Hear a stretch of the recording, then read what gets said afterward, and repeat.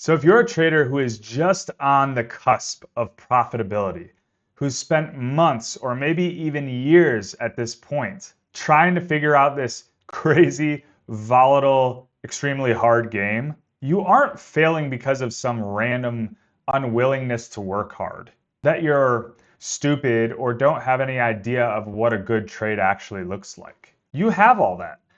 But there's something super key that is missing for most of you. Something that you absolutely need to get over that hump and finally become a consistent winning trader or investor. It's that you are fundamentally misaligned with how you are approaching markets. By the way, I'm James. I've been a trader for over 12 years, different asset classes, different time horizons. At this point, hundreds of thousands of trades, and I try to help losing traders become winning traders in the shortest possible amount of time through unique perspectives, talking psychology, mindset, etc. So we all enter markets asking the same questions.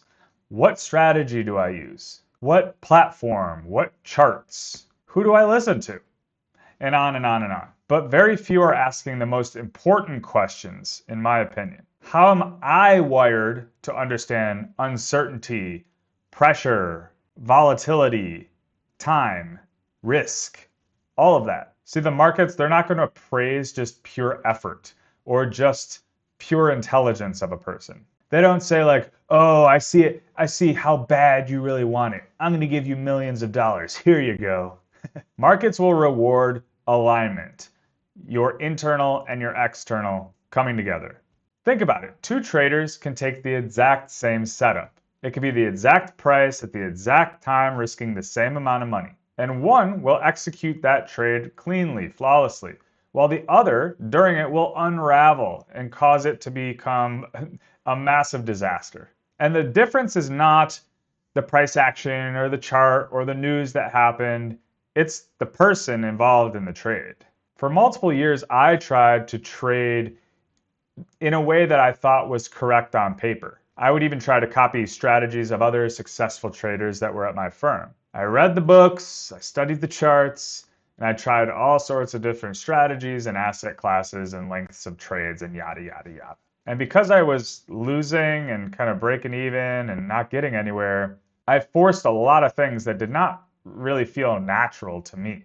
I mean, if I didn't change, like how was I going to figure out how to win? Yet I kept repeating the same mistakes. Sloppy entries and exits every single day, never getting any momentum, never being able to just dependably execute things consistently over time that seemed to work.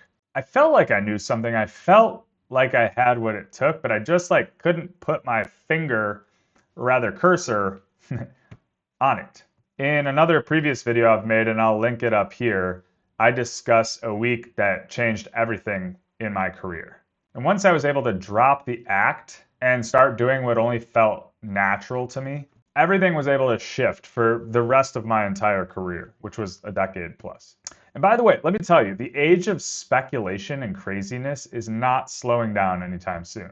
Noise, regime shifts, geopolitics, and all of the other additives to the stew that is volatility in markets. It is only making it more and more important for you to go focus inwards on the things that you can control in a world of chaos that you have no ability to really reckon with. And no, these trading archetypes are not some sort of Myers-Briggs personality test. It's not some sort of magical guru potion. And it's definitely not a post-it note that you just slap onto your monitor and look at every time you come in the morning. It is a full framework for how you naturally process information, how you react emotionally under stressful conditions, and how you behave during both winning streaks and inevitable big drawdowns. Remember, your archetype likely shows up best when things are not going that well, because that is where your dirty little secrets lie, and we all have them. Remember, any of these archetypes can win money, but they can also all lose money. There is no superior one. But when they're misaligned, every one of them can fail in often predictable ways. And no, it's not your failing strategy. It's not market manipulation. And it's not the market gods raining down on you and nobody else. You are failing because you are asking to operate against your own wiring. And you're doing it day after day until inevitably something breaks and you give up and go back to LinkedIn. Over time, I've noticed a lot of different patterns, and I've worked around a lot of different traders with different personalities and execution styles and risk tolerances, etc. And I've found that many of these would generally fall into one of 4 archetypes. And these are not boxes, they're more like lenses to look through. Most people, I would say, would overlap a couple of them, but generally speaking, they're going to have one dominant one in the front and kind of a supporting one in the rear. But once you listen and you recognize your dominant archetype, it's usually going to sound something like, oh yeah, that's totally me. And then a lot of your history and markets over time will suddenly start to make a lot more sense. So let's go ahead and cover the 4 main trading archetypes. First up, we have the bull. And bulls, they're momentum oriented. They're naturally drawn to that upside, that massive growth potential, expansion, and like high conviction opportunities. They tend to see the spots faster and earlier than most. They're actually willing to step in there and take that risk that others would shy away from. So they tend to do very well when they're in momentum markets. If it's during a bull cycle in general and an environment where decisive action is rewarded, that's where bulls are going to make outstanding returns. And honestly, they tend to feel alive when they're pressing that inherent edge. You can see some amazing stuff happen when a bull is trading at their best. However, like anyone, bulls can get in trouble, and you often see it when they're really overextending themselves. They can press too hard, too fast, and they can let that confidence that they develop turn into a sense of entitlement. And one thing is, during winning streaks, they can often struggle with risk containment. They might kind of creep up in the level of risks associated with their portfolios or their trades and not even know what's happening. That's because at the time, everything is feeling easy and justified, and they're on a winning streak. So why stop? A misaligned bull will also maybe overtrade in choppy conditions. They might overmanage positions, or they might be listening to conservative voices that are going to confuse them in their own biases and beliefs. They also might have a tendency to revenge trade because drawdowns to them feels like weakness, and they need to attack that and show how great they really are. So their primary cognitive biases are going to be overconfidence bias and an outcome bias. This can lead to oversizing and pushing things too aggressively, or assuming that momentum will continue just because it has been recently. Also, if they are making slight mistakes but have a positive outcome, it can be reinforcing bad decisions along the way. And that, therefore, is internalizing the wrong lesson. Most bulls, they don't lose because they're wrong about the direction of something. They lose because they don't know really when to stop pressing and maybe start protecting. So a bull needs a clear framework for scaling, drawdown rules that are more non-negotiable, and environments that actually allow for that aggression while taming the chaos. So when you're aligned as a bull, your willingness to act early to press that conviction and stay engaged through volatility becomes a massive edge rather than a liability. You're not reckless, you're built to capture momentum and asymmetry. And when you respect that risk, your decisiveness is exactly what markets will reward. So if this sounds anything like you might be a bull. The second trading archetype is the owl. The owls are thoughtful, risk-aware, and precise.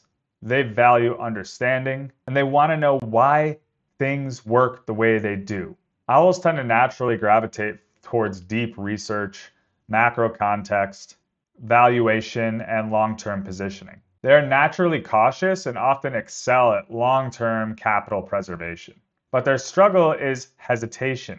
Owls often wait for a confirmation that never actually comes. And they want certainty in an environment that is rarely going to provide that. When misaligned, owls often start to chase things. They start to scalp in shorter positions and/or are constantly second-guessing every move they do. Due to this, they're often missing opportunities. And it's not because they didn't see them, but because they didn't trust themselves enough to actually act.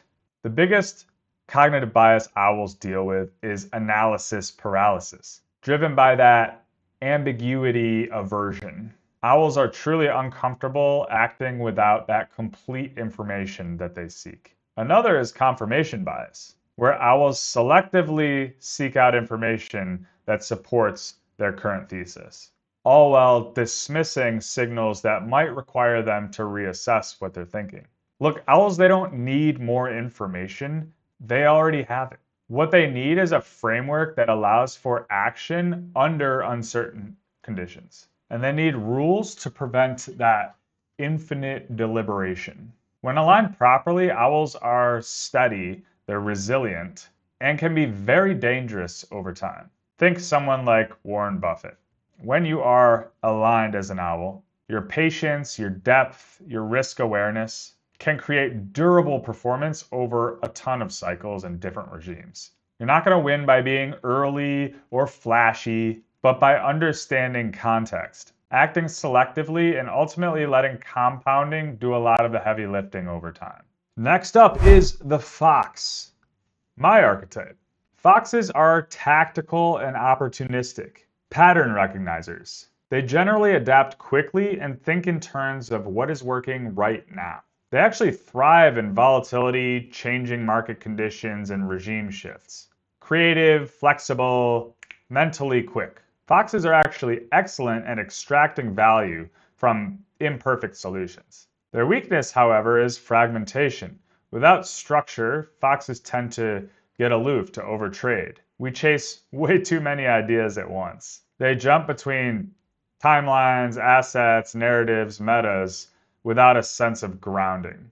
If a fox is misaligned, they start to force longer-term, higher conviction trades than they normally would. And they'll tend to operate outside of their predetermined rules, and you'll often see a lot of foxes burn out. The dominant cognitive biases for a fox is novelty and recency bias. They are often distracted by the new and shiny object in the room, and are often abandoning an actual solid framework way too early. With that recency, they might overweight the outcome of a recent result and move on to the next thing, even if it was decent. Most foxes, they don't necessarily need more discipline. They need more of a structure that still allows flexibility within it. Guardrails instead of cages, if that makes sense. But when aligned, foxes are absolutely lethal. Misaligned for even a little bit though, they're exhausted, they're confused, and they can ultimately lack confidence. When aligned, your adaptability and situational awareness will let you thrive. You don't need as much prediction as your edge comes from reacting and acting in real time, adjusting faster and cleaner than pretty much everybody else in the markets. Some great examples of this might be those people you follow online who trade very effectively against sentiment, high frequency firms that don't really care about the macro environment, or just discretionary traders who have a knack for finding those fast, efficient trades. So if that sounds like you, which I do know a lot of people that watch these videos are because they're actively trading, you are likely a fox. And the last key archetype is the elephant. So let's address the elephant in the room. Okay. Elephants are long-term thinkers. They prioritize durability, endurance, and ultimately survival. Their main focus is do not blow up. They tend to think in cycles, regime shifts, and decades. They also tend to underreact emotionally and are often actually the last ones standing after a lot of others have burned out. Their weakness, though, can be inertia. They often are really hard and slow to get things going and to act. They can miss that massive upside while waiting for perfect conditions. When misaligned, elephants can get sucked and drawn into short-term opportunities. They can also experience that paralysis by trying to overprotect themselves. An elephant's core cognitive bias is loss aversion. That fear of giving back gains or suffering big drawdowns outweighs any perceived benefit of the upside. And this often pairs with status quo bias, where staying put actually feels better to them than actually acting, even if that action is highly warranted. And elephants, they intellectually understand opportunity, but will emotionally prioritize some sort of future regret for doing something. But ultimately, elephants win by surviving long enough to let the compounding do the work for them. But they need to learn to step forward, to not play it safe in certain conditions. When you're aligned as an elephant, your discipline and long-term mindset can allow you to endure what others can't. You survive drawdowns, you can ignore the noise, and you can stay positioned in things that only reveal the outcomes if you're able to wait decades. So if that long-term protective survival mindset feels right to you, an elephant might be your archetype. So ultimately, here is what traders and investors don't grasp. Misalignment is creating friction, and friction then creates this emotional leakage, and that leakage leads to bad decisions. Bad decisions then compound, and that's what we all know leads to accounts dying and blowing up. And honestly, this industry is not helping, to be honest. Courses are all out there selling you certainty.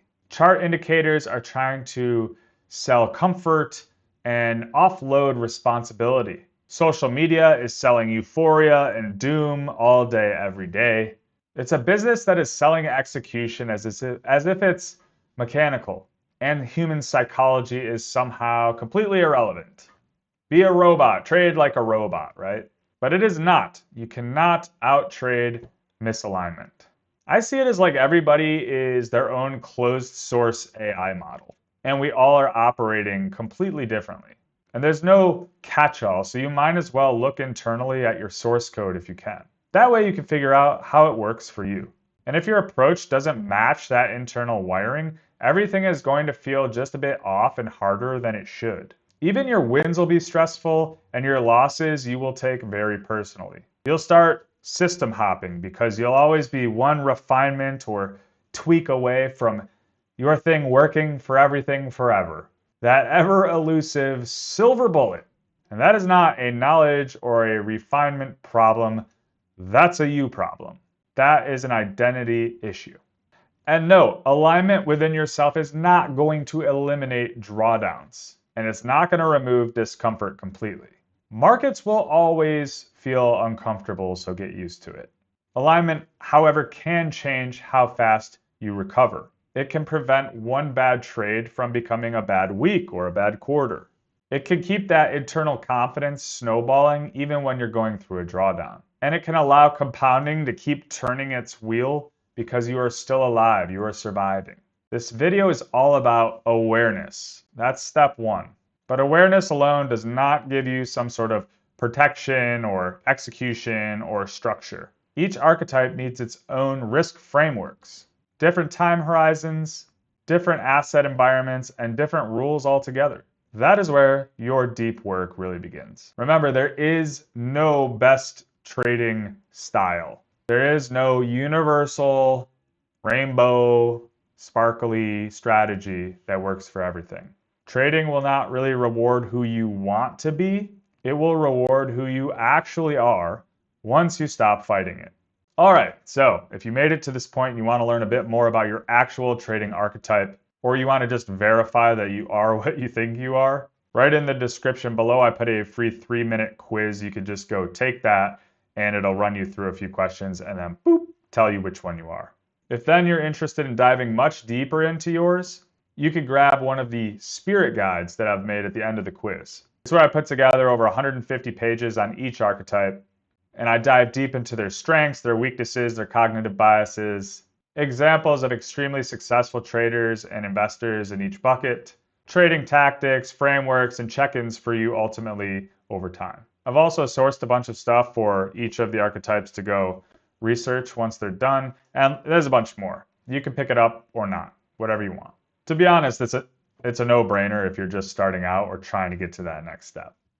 All right, I wish you all the best. Thanks for watching. And if you do want to talk more about this stuff, hang out with us. We have been forming a pretty awesome community in what I call the Risk Cabin. It's a free Discord. That should also be linked below. Come join us there. I wish you all the best in trading and good luck. Oh, and this is not financial advice. It's for entertainment purposes only. Later.